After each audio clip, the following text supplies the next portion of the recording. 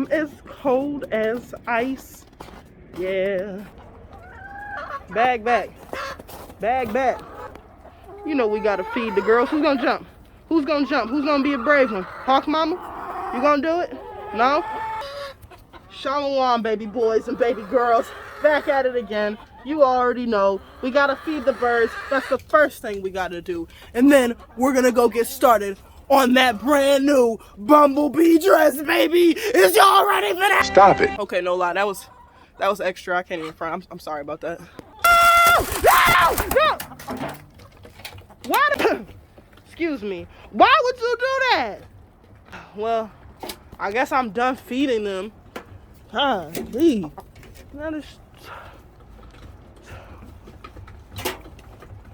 I love you all. No respect for me. Just none. No respect. Shalom, baby boys and baby girls. Welcome back. Thank you so much for clicking on this video. So as I said out in the coop, today we're going to be working on a bumblebee dress. Now, I already have it finished. However, when I initially started, I had no clue what colors I was going to use to recreate this sunflower dress that you all desperately want to see me make. Ain't nobody desperate to see your big head. So essentially, I'm going to be using the exact same pattern, but the color scheme is going to be just a little bit different. But if you all want to make one of your own, definitely check out the rest of this video, because I'll be showing you from start to finish how to get this done, with the exclusion of a few parts that I'm going to have to go into more detail if you are interested in seeing that. So let's get into it. So I knew I wanted to start things off with a sketch, considering I knew the pattern that I'd be using and not the colors.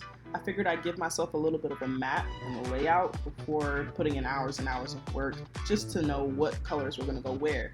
But I also knew I wouldn't be able to determine that without taking a look at my inventory, because I was doing this without buying any yarn. So still had some yarn from the last project, knew I could use a little bit of that. I knew for the bottom that I wanted to still go with the double up of this here yarn. But I definitely knew I needed to visit the basement because this yarn just wasn't gonna cut it. I figured I could use a little bit of brown, a couple different shades of yellow, what the heck, a little blue. Completely forgot about this bag of yarn right here. Got kind of distracted, the doll was doing a little crip walk. But It was time to secure the bag.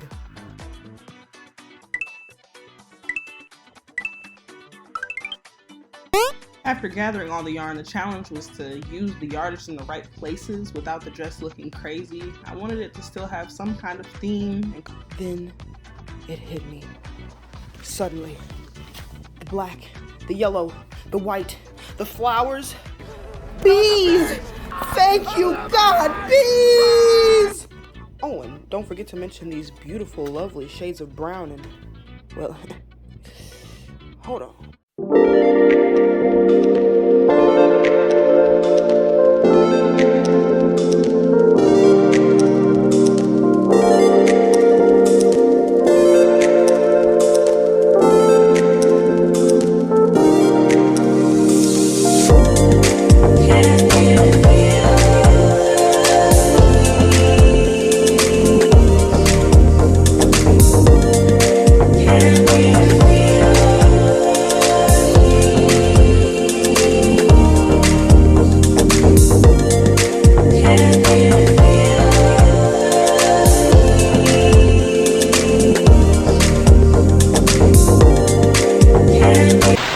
So initially I had settled on white for the bottom. I also thought I was gonna just keep the one color for the flowers, that golden yellow, and then the top was gonna be that alternating black and yellow.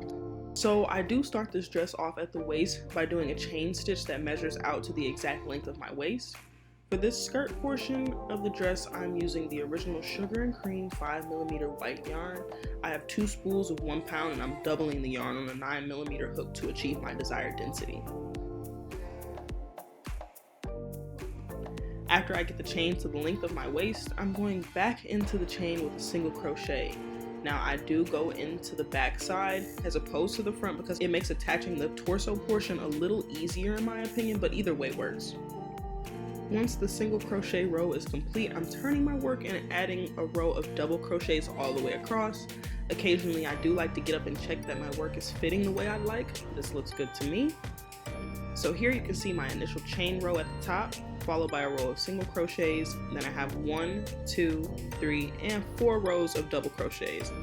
I've then connected the ends of the work with a slip stitch, chain 2, and then continued on with my double crochets. As I went around, I did add a couple double crochets into the back of the work to accommodate for, the reason I'm not going into perfect detail on this is because the pattern really is made to fit me. You'll kind of get a feel for it as you go around if you just keep on trying it on and making sure it's not getting too big or it's not too narrow.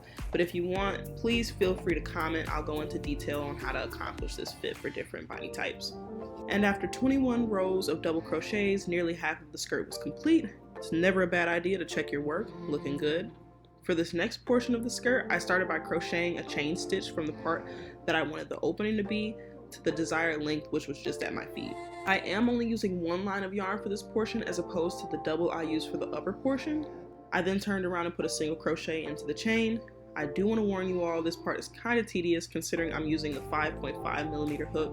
For the look I want, the tension is quite high, which causes the yarn to have little to no give, so just be patient. For a varied look, my sequence of rows is as follows: double, quadruple, double, quadruple, double, triple, double, triple, double, quadruple, double, quadruple, double. Once that's done, you repeat and then repeat once more, resulting in 39 rows of a combination of double, triple, and quadruple crochets. Next, we move on to the little belt portion, which is just 8 rows of single crochets put into the chain stitch of the skirt. I'm using the 5.5mm hook. For the first row, I am putting 2 single crochets per each chain of the skirt. Moving right along to the torso portion of the dress, I'm using 3 strands of yarn, 2 yellow and 1 brown, back on the 9mm hook. Using multiple strands to get a thicker base is my preference because it gives the work a little more texture. I also think it's a little bit heavier than using 1 strand of thicker yarn, which I quite like. So I made the chain the exact same length as the skirt portion at the waist. The very next row is going to be double crochets, and the row above that will also be double crochets. To achieve this sort of honeycomb look, I followed Naztazia's honeycomb stitch tutorial, which I will post in the description, and I've just alternated the colors as she did in her video to get my bumblebee look. You can never check your crocheted work too often, so here's how things are looking. Not bad. Diego thinks it's good, so it's a go. Next, I started on my 2 little strips that would house the buttons. For this portion with the button holes, I have my chain, 2 rows of single crochet, and in the buttonhole row, I've done 4 single crochets, chain 4, and then I went back into the work with 3 single crochets. Now I repeat that 3 times to get those 4 buttonholes. Then there's 1 row of single crochets and finally a row of doubles. For the side that the buttons will be attached to, I've done a chain and 6 rows of single crochets. Both of these pieces are the exact same length as my torso piece. Time to sew them on and add the buttons. So I still needed to run to Hobby Lobby for more buttons, but here's the look thus far. We're getting somewhere. Now this is probably the most complex part of the dress, as well as the part that I didn't do much recording on, but I got the most requests for it. But I didn't go into great detail because I think this might end up needing a video of its own. But I've essentially just taken the same pattern from earlier, that honeycomb, and I've done 3 rows of that. Then I have done a chain of 9, and then I'm skipping 3 and attaching that 9 and going all the way around with that. I've done that 1, 2, 3, 4, 5 times to get my little lattice, switching the colors as need be. And then I've done a row of single crochets right before I started on with my shells. My shells are composed of a chain of like 5, or I guess you would call it like a quintuple crochet, and I put 5 of those into one, skip 4, and then I repeat that all the way around. I separate each of those with a row of single crochets, and the top portion is just double crochets and single crochets. But if you want more detail, I'll be happy to make a whole video just on the sleeve. Once the sleeves were finished up, it was time for the assembly, but I couldn't help but think that the white just wasn't right for this dress. So I did what any self-loving artist would do, and I put the entire project at risk by dunking the skirt into a bucket of yellow dye. But that bucket was too small, so I had to move the operation to the sink. After mixing up some more dye, which for me was a mix of sun yellow powder dye, soda ash, salt, and water, I went ahead and dumped that mixture over the portions that needed more hue. Now, in all honesty, Annika, my old fiber mentor, is probably watching this in shame. I could have and should have thought this out a little bit more beforehand, but I'm still pleased with the results. Because it already looked like I had too much buttered popcorn, I went on and gave the fiber some circulation to get the dye moving and sticking to all parts of the yarn.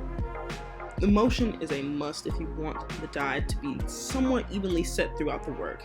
Now, if you want a really even dye, you'd want to have a bigger tub for the fabric to have more space to flow in the water freely, but in my case, I was okay with some variation.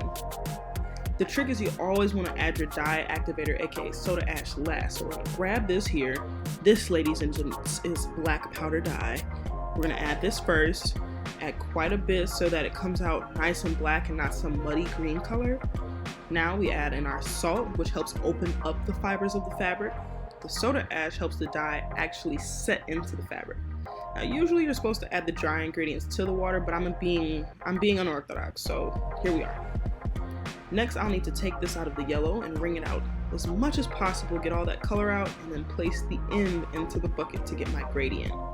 Very carefully, I'll just need to drape this in here. This is very, very nerve-wracking work. I could very easily mess up all of this.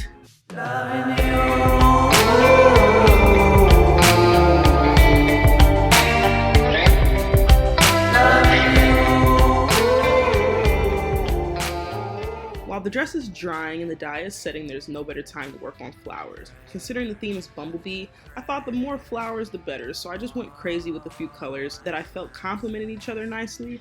Then I started playing around with the placement until I settled on a nice arrangement. I wanted it to look like a field of flowers. I settled on something pretty close to this. To anchor everything down and not lose my arrangement, I grabbed my glue gun and went to town. Still wanted to go back in and secure everything with yarn, but eager to have this finished, I went ahead and sewed on the sleeves and gave her a test run. And y'all, your girl was feeling fly as a bee, baby! Thanking God for the talent, baby boys and baby girls. And y'all already know, to no surprise, your girl definitely can still move, baby.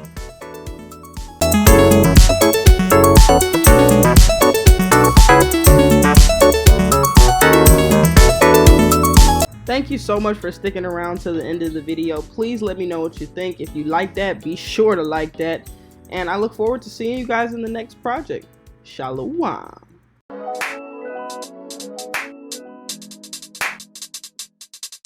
Yeah, Yah's creation, Yah's law, Yah's nation, Yah's amazing, Yah's amazing. I said Yah's creation, Yah's law, Yah's nation, Yah's amazing, Yah's amazing. I said Yah's creation, Yah's law, Yah's nation, Yah's amazing, Yah's amazing. I said Yah's creation, Yah's law, Yah's nation, Yah's amazing, Yah's amazing.